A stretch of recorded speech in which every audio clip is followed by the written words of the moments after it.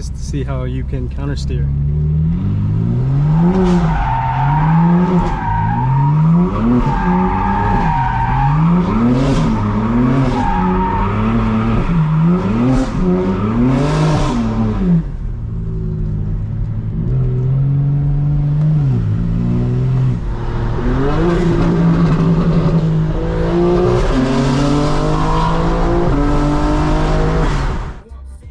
What's up guys, welcome back.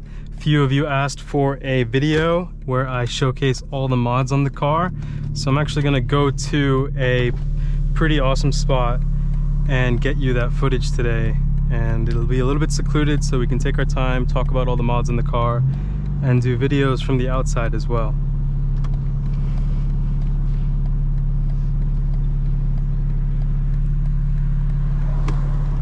All right guys, let's go.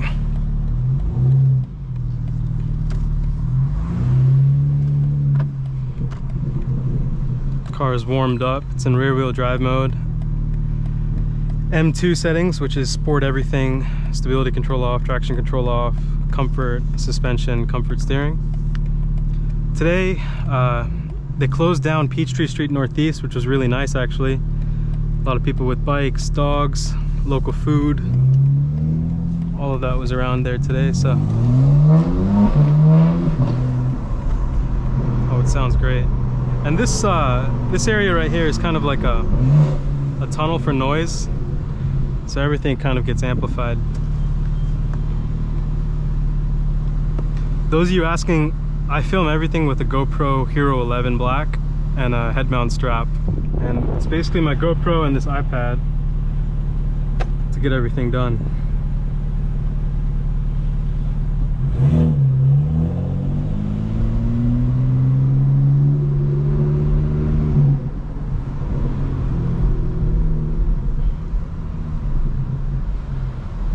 It's a beautiful day today, 78 degrees, a little bit cloudy, but this is my favorite time of the year, late May, early June, really long days.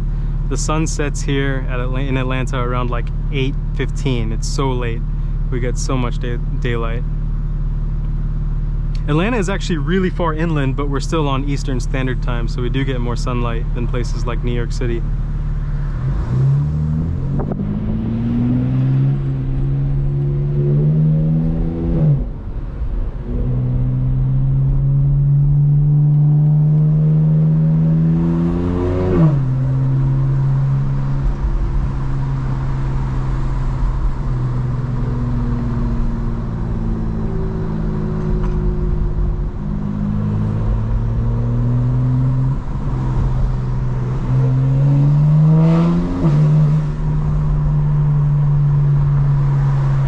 So version 1.6 of the XHP software came out. I flashed it on the car, and I made some changes to the torque reduction. I'm actually going to talk about that. I'll film that today, and I'll also film BimmerCode, which is how you turn off the fake exhaust noise. You can also code in a custom ambient lighting color, change the tilt value of the mirrors when you go into reverse. You can code in a Bowers & Wilkins sound profile, even though this is Harman Kardon, and it actually sounds better. So I'll talk about all of that and what cable I use, because some people use a wireless adapter, but it takes forever. So I highly recommend getting if you have an iPhone, a cable that plugs in from your iPhone to the OBD adapter with a lightning adapter. So I'll show you all of that. It makes everything so quick. A wired connection will generally be faster than wireless, and it makes flashing a breeze.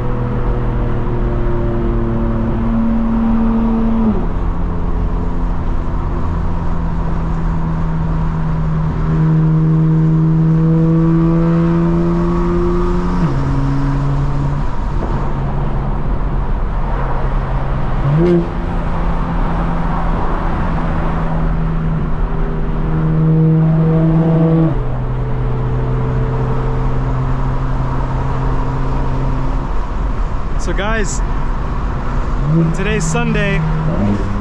This video is going to be uploaded tomorrow, Monday. It's going to be Music and Motivation Monday. But today, for the first time, I did a live premiere of a weekend bonus clip, and I hope you guys enjoyed it. I included some special, very rare footage of my GT3 at the end, so definitely check it out. And of course, for Music and Motivation Monday is going to be adding 3 new tracks to the Spotify playlist.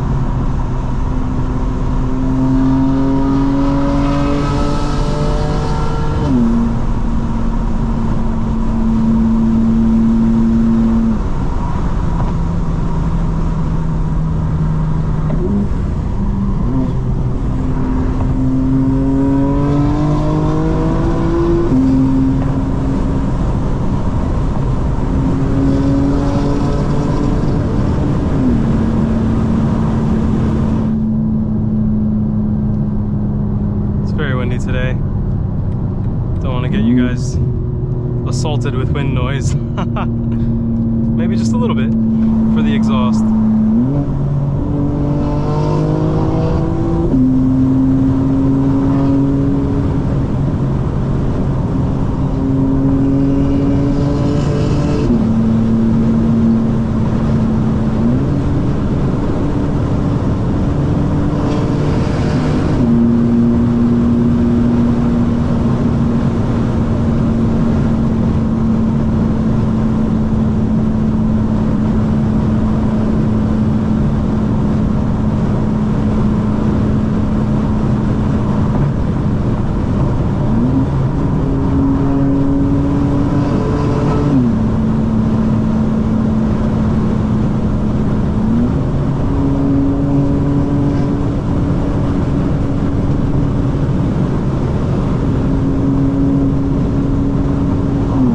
Having fun right now, guys.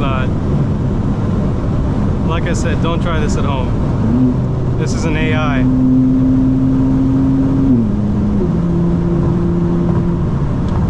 Pro tip, not the HOV lane, but the leftmost lane here has a huge divot right after you come on this sweeping left-hand turn, so it can upset your car, just as a heads up. You should definitely know how to drive if you're going to try and take that at speed.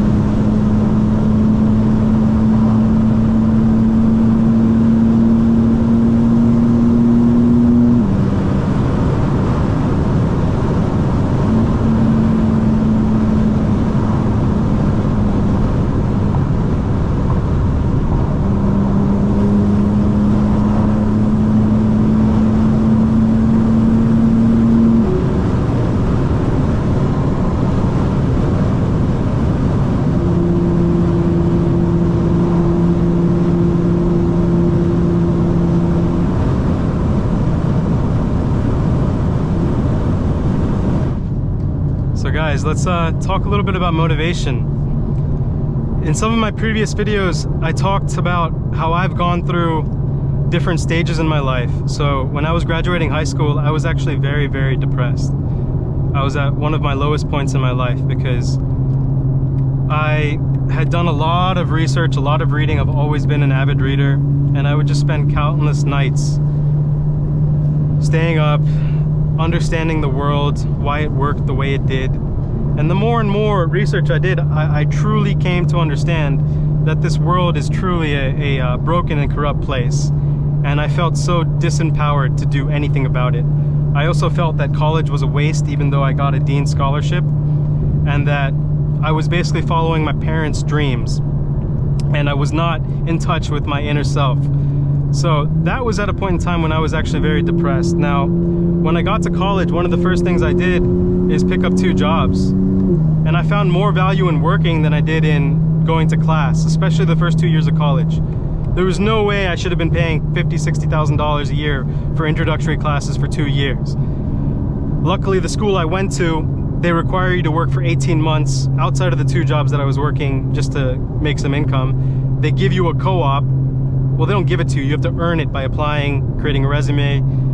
And the first co-op I got was to work for the Mayor's Office of Economic Development in Seattle. So I went from Boston to Seattle at 18, and I was getting paid $800 a month to work for the mayor's office. So I picked up another job, PF Chang's. I worked doubles, and I was in Seattle for a year by myself, and I learned a lot about the techie culture of Seattle. This was 2012, so Amazon was just starting to expand and create all these different buildings. The zeitgeist of that techie culture, you know, these generally younger males in their 20s, generally white, I would say. For some reason, they had a fetish for Asian women. Couldn't understand that. They were very socially awkward, very boring people, very dry, but they were also extremely liberal, and they would have these like alter lives, like second lives. And I would have to take taxis sometimes home from work because the public transportation would close. When I would get out of PF Chang's, it would be like 2 a.m. and the taxi drivers would tell me the second lives of these tech, you know, really rich young tech folks who would cheat on their wives with another man. And I was like, this is just like upside down world, you know what I mean? But I kept my head down, I worked hard. And after that first co-op, I got a sales management position with Dell EMC to sell technical training for servers and hardware. I did really well in sales. I realized I was really good in sales, but I also realized that it took a lot out of me because I'm generally an introvert. But as I was picking up these experiences, I realized that I could demonstrate skill and ability that had nothing to do with learning anything in the classroom in a job, and that got me further than trying to get the highest GPA at an undergrad school when I didn't even believe in the curriculum because I already thought I knew it all. And maybe that is a flaw, but I found more value in work than school, so I applied myself very diligently to my work.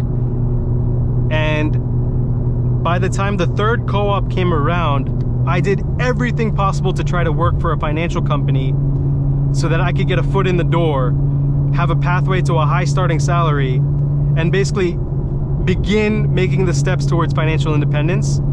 And at this point in my life, I became jaded because now I've seen that you don't need the undergrad degree. The first 2 years especially are basically useless. You're just spending so much money on what you could be learning at a community college. And all of the people that were going to get these degrees, many of them were taking on 6 figures of debt.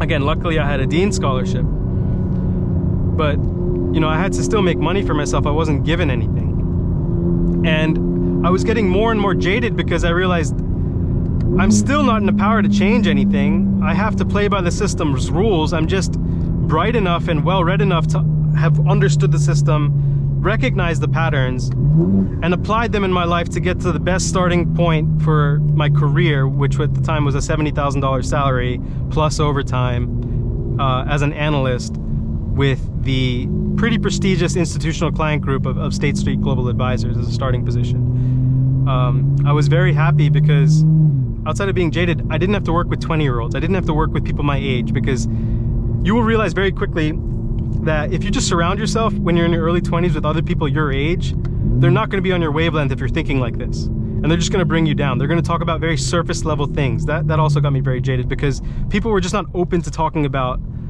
the depths of you know, the economy, the depths of social issues, the fact that, you know, people are basically taking on more debt, and the American society was becoming a class of basically debt slaves and wage slaves. No one wanted to talk about that. They just wanted to talk about where they were going out that weekend. And the running joke was all the 20-year-olds at State Street Global Advisors worked in the ETF sales group, and we called it the high school locker room, that whole floor, because it smelled like Axe. But luckily, I worked with 50-year-olds, 60-year-olds, and I tried to learn as much as possible from them. And I applied what I knew in technology and business, but also used my charisma, which I had learned in sales, to connect groups that normally didn't talk to each other. And as I spoke about before, I also created mentorship opportunities without asking. I took every class possible on the online university at that company in finance and computer science, and I applied that to my job, and then I gave back to the interns and the other co-ops who had started after me by teaching them what I had learned, and all of that helped me progress my career very quickly. But I was still jaded because I realized that people like me were successful because we studied the system and applied essentially the patterns that we knew which would lead to success. But we didn't truly believe in those patterns because they weren't purely around meritocracy. I realized very quickly that a lot of people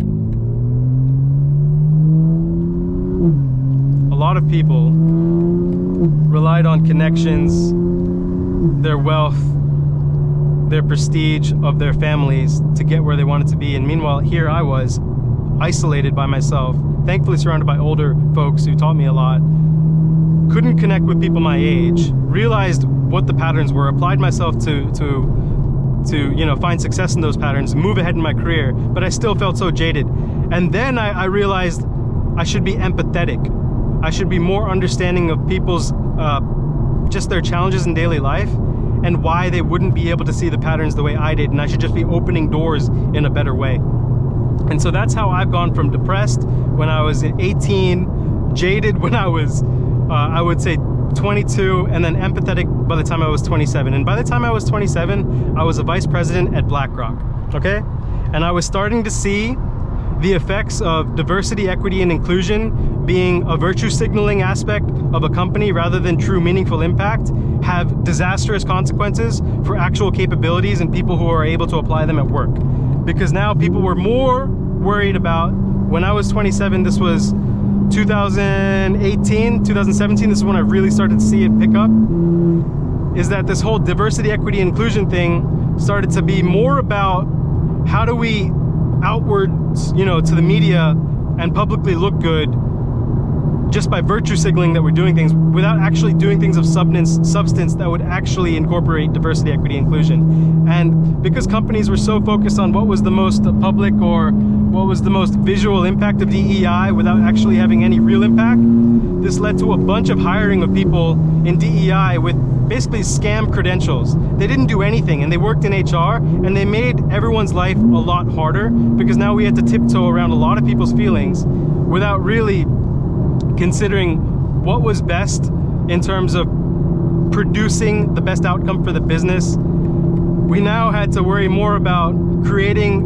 an environment at work where someone's whole identity was able to be brought into work. Look, I think that the workplace, the traditional workplace, you do not need to bring your identity into the workplace. You need to take that job, make a buck, save the money, invest it for yourself, and escape the financial matrix that they have you in. Now this whole diversity, equity, inclusion nonsense is on top of that financial matrix. It makes it even more difficult for you. And look, I'm not trying to deal with people who basically have unhealed trauma and generally mental illness when they bring it so much into work that you basically can't even work with them. You're tiptoeing around them. And the more and more I saw of that spread in corporate America, I just got so tired of it. And so that's why I actually left to join a startup after being a vice president at BlackRock. I really had enough of it. But that brings me today. I'm actually working at my third startup now. I have invested my money over time. I do have the ability to spend time creating these YouTube videos and enjoying my car. And I do feel free of the whole corporate 9-to-5 where you have to appease the public perception of your DEI rather than actually doing anything meaningful. And so I feel like I've broke free, but if you feel stuck, you're working at a corporate job, you don't have to work there forever. Create a plan, start saving your money, put it aside. And while you're there, open doors for other people to do the same. Not everyone will be receptive to conversations that are deep, but find the people who are and nurture them, because otherwise you're basically around a bunch of sleepwalking people when you're awake and you're thinking about these things.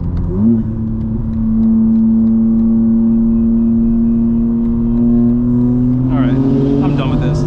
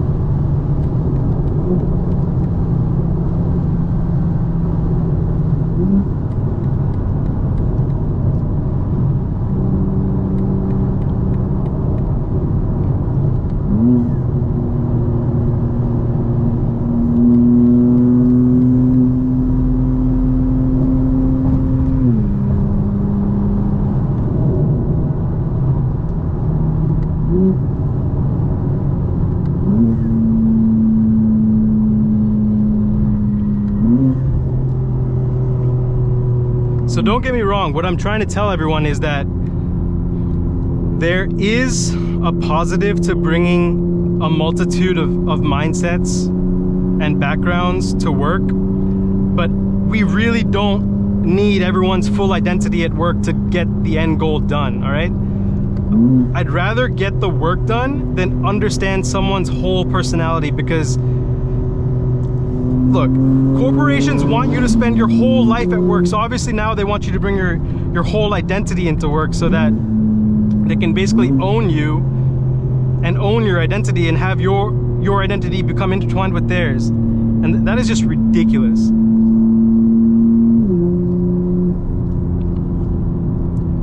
Never forget that a company will cut you, regardless of how many years and how good you are to them, at the drop of a hat, based on the perception of shareholder value, right? So never, never give your life to a company, all right? All right.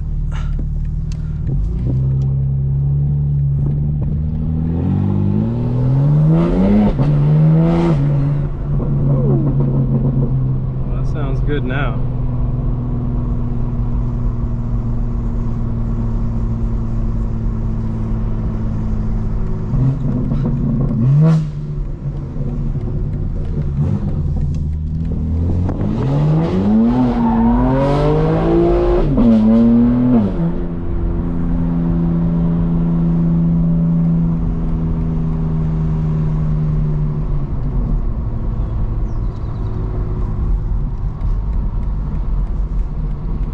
Going to stealth mode, guys.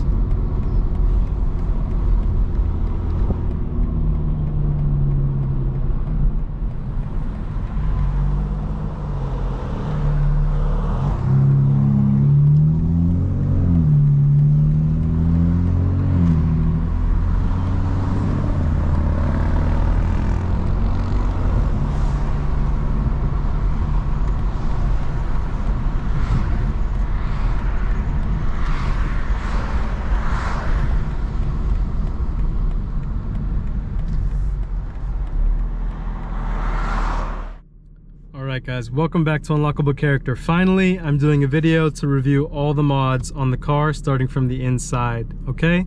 So the first thing that you guys need to do is code in a few settings to your car, alright?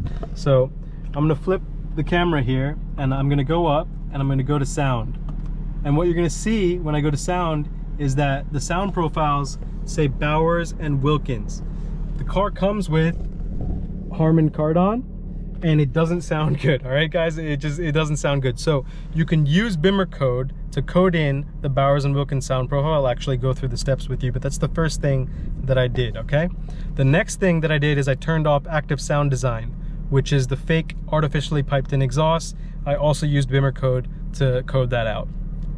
The next thing, which my girlfriend helped me with, and what I will be selling very shortly for those of you looking for it, is the HIM decal where the M4 competition used to be.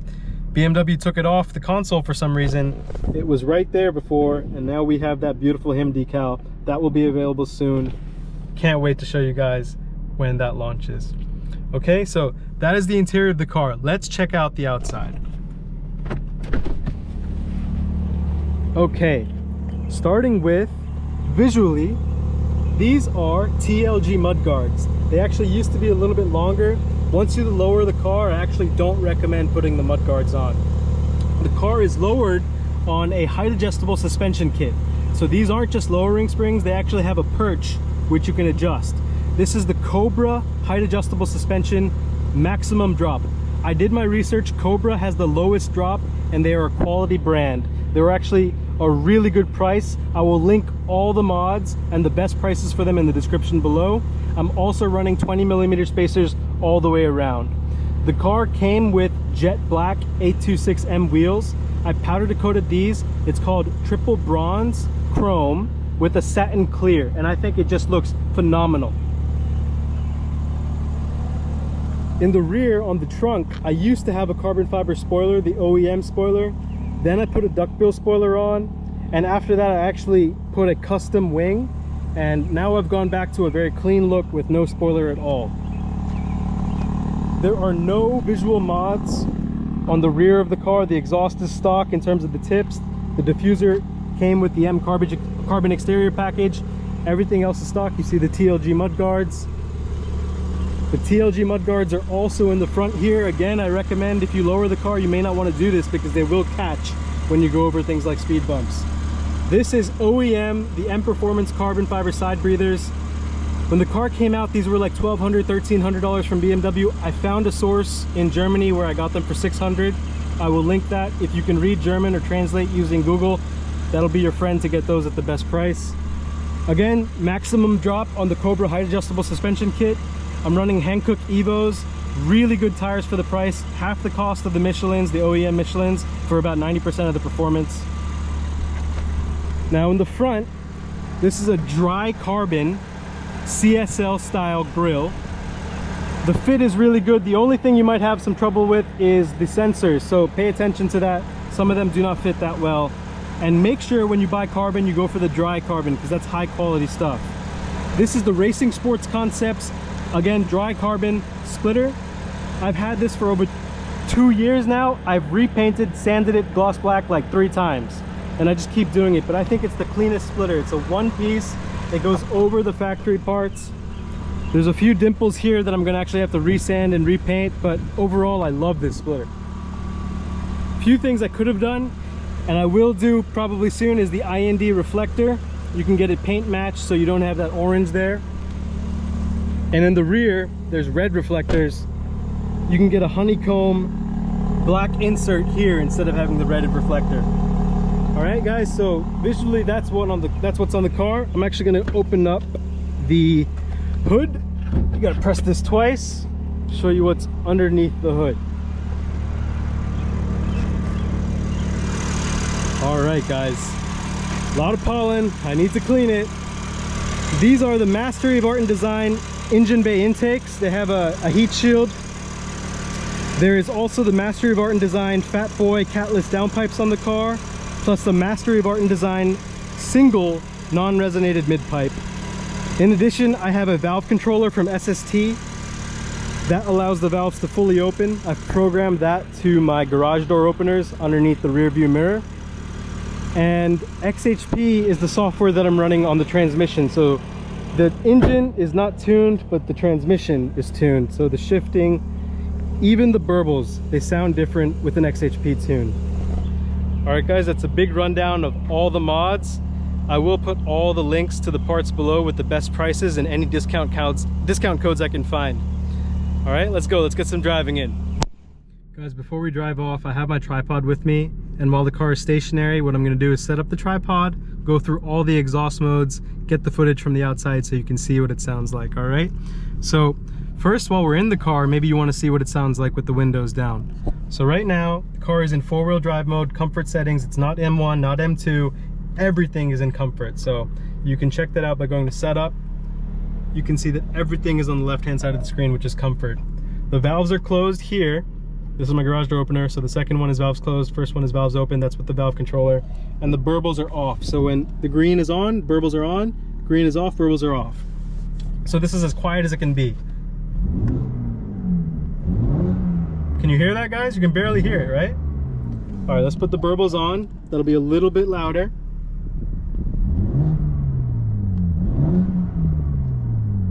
All right, now I'm gonna put it into sport settings. You'll see that the engine is now in Sport Plus. Burbles are on, but the valves are still closed. Definitely getting deeper. Now I'm gonna put the valves on, burbles on, engine in Sport Plus. So as you can see, you can get louder and louder. And my personal preference is Sport Plus in the engine, burbles off, valves open, and that is the cleanest sound. All right, guys, let's get a hint of what that sounds like outside the car.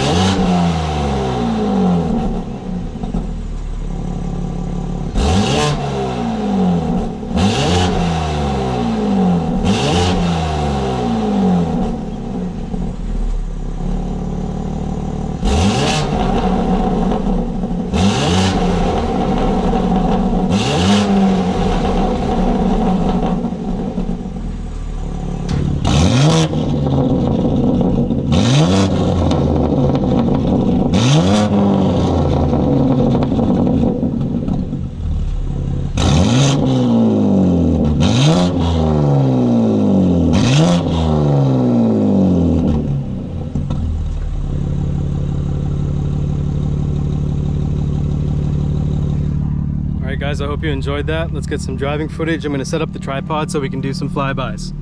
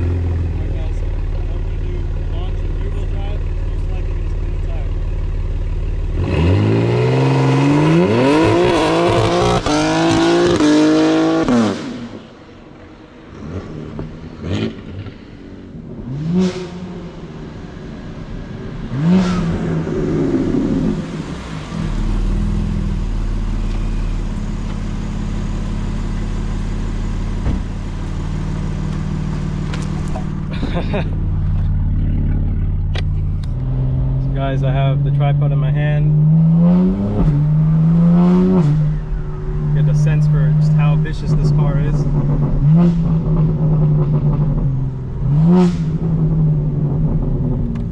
It is very vicious.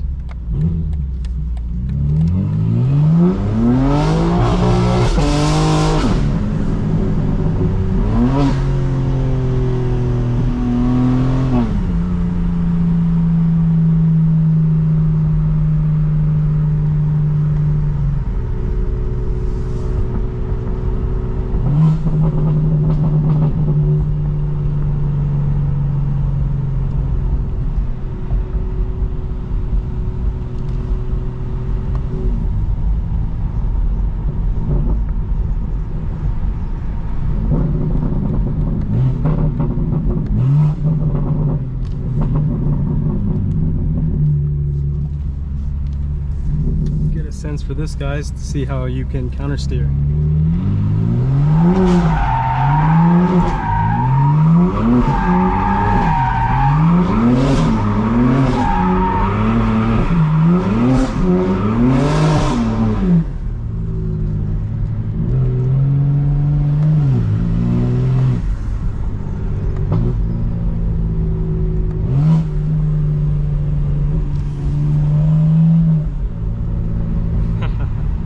Hope you enjoyed, guys.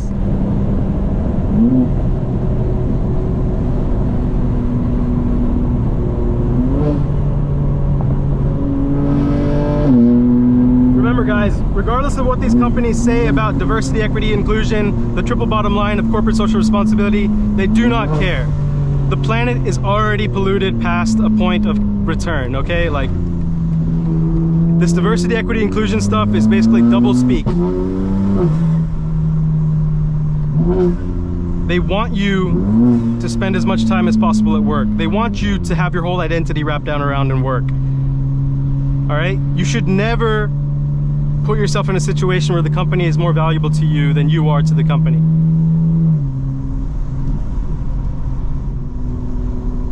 So what that means is you need to, if you enter a corporate job after you graduate college, you need to learn how to navigate, to maneuver, to position yourself to be extremely valuable to the company. You know what that means? That means sharpening your resume every 3 months. It means applying to at least, I would say, 30 to 50 jobs every month. And it's so easy now with LinkedIn, right? Easy apply. You need to be networking. And you need to realize that these companies really don't care. They don't mean what they say. All they chase is profit and shareholder value. If you're not a shareholder of your own, public company, if you work for a public company, you should become one. They pay dividends. It blows my mind how many people work for a company without owning any stock of that company. Because then, in a way, you are working for yourself, right? Even though you have a boss. Otherwise, you're just working for the shareholder. You're working for the man. And you know what we've lost in corporate America and generally America itself is we've lost the ability for logic and reason to cut through someone's delusion and feelings, okay? There is no space for delusion and feelings and profit. And yet now we have to essentially tiptoe around people's delusions and feelings and have this whole system of double think, double speech, where people don't say what they mean. Companies are basically deceiving the public, right? They're hiring people who have scammed their own credentials into HR for these DEI positions. News just came out about a woman who was working in DEI at Coca-Cola who was completely fraudulent. More of this will come out. These people did nothing meaningful, and the companies never had the intent to do something meaningful anyway. It was a cash grab. So please, guys, don't spend your life working for a company that you think is more valuable to you than you are to them. And in-depth videos on AI, which means how to open and access the publicly available open source frameworks, how to actually interact with AI, how to create agent frameworks, how to create websites, how to create songs, how to create videos, how to create books. All of that is coming, guys. I will do deep dives on all of that.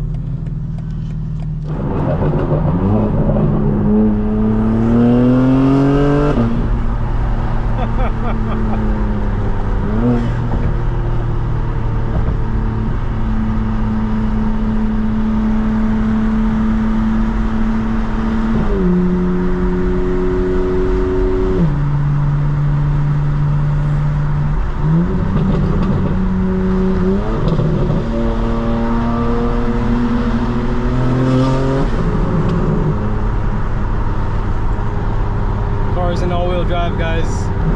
Absolutely vicious.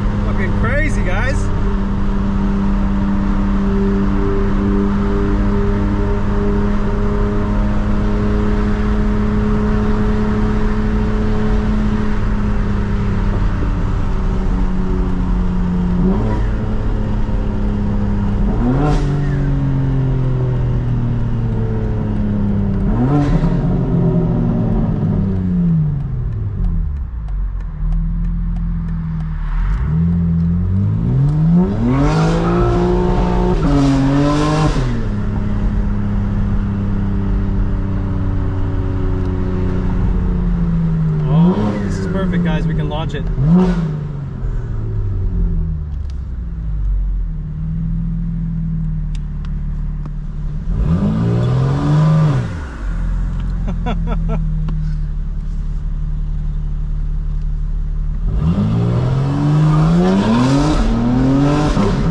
Oh, this thing's crazy.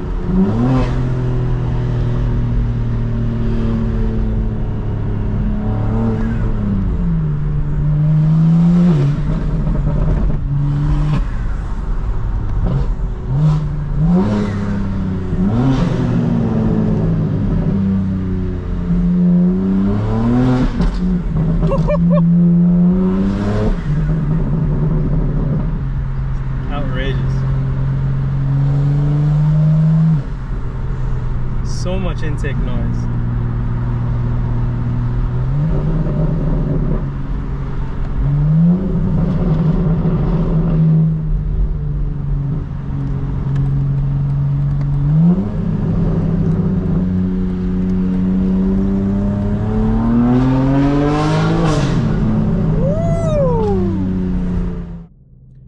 guys, there's a few things I didn't touch on for the mods on the suspension, which are extremely important if you want the car to feel balanced, sharp, and really like precise, like you're cutting through the corners, okay?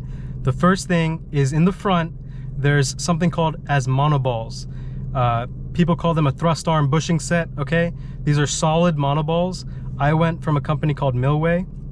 They replaced the rubber bushings in the front, and this gives a more direct feeling to the steering. It's actually bang for buck the best suspension mod you can do on the car. I think it's $400.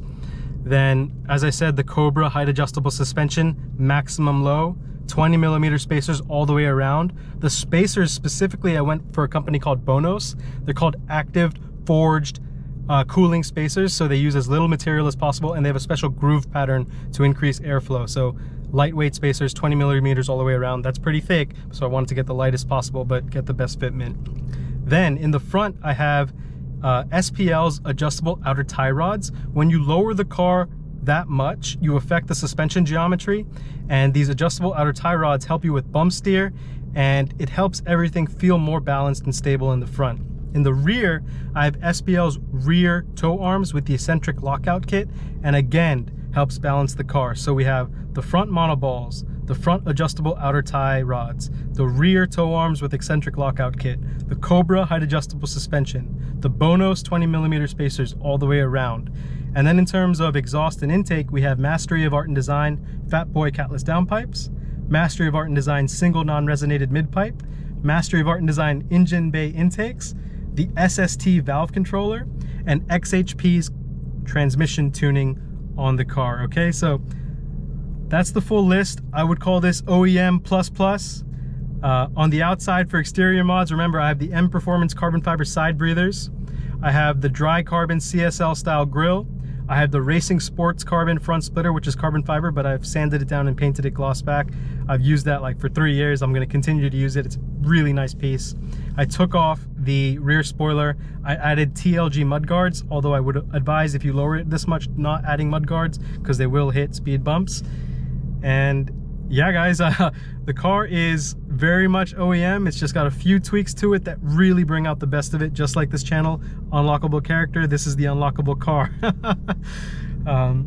Now, guys, there's a few more things I want to touch on. I want to do BimmerCode with you guys to show you what the steps are like, and then also XHP. I do offer XHP custom tuning. You can book time with me, $50 for an hour. I'll have the link in the description below. I will also link all of the parts with the best place to buy them for the best price. All right, guys, I hope you're enjoying the video. Let's go. Okay, guys, let's talk about coding the car. What I have in my hands is an OBD to Ethernet cable, so it's a hardwired cable, and then an adapter, which is an Ethernet to iPhone lightning cable. I think the modern ones have USB-C, so just be careful you get the right adapter. What I'm going to do is I'm going to plug the OBD into the car, and I'm going to plug the lightning to Ethernet adapter into my iPhone. This makes it a hard connection. All right, now this is always a little bit of a pain. Let's see if we can get this the first time, guys. Get that in the OBD port. There we go, get a good connection. All right, get this out here, get back in the car.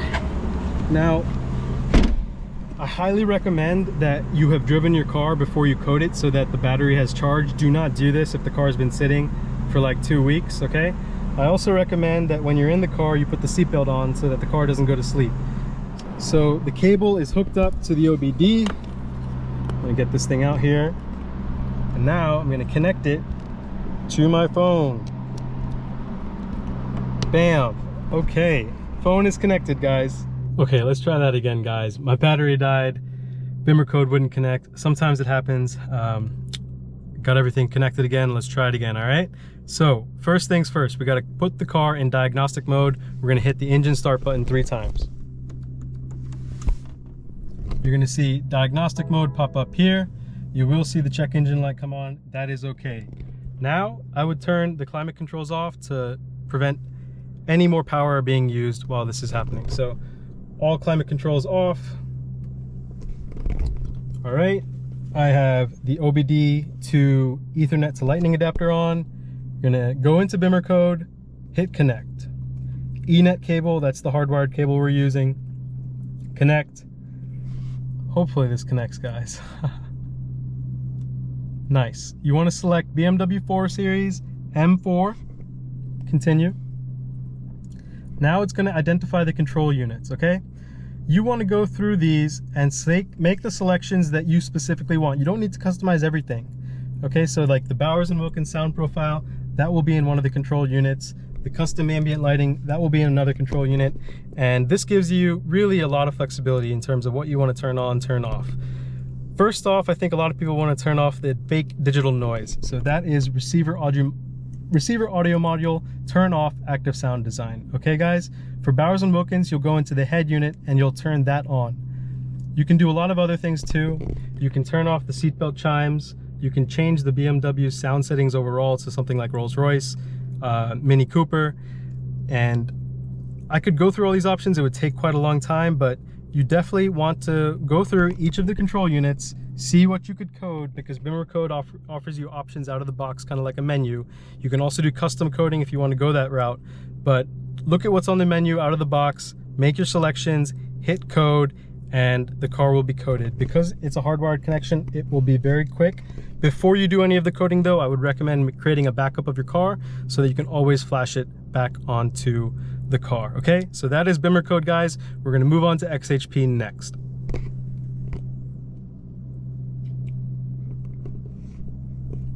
All right, just like BimmerCode, there is an app. It's called XHP Flash Tool.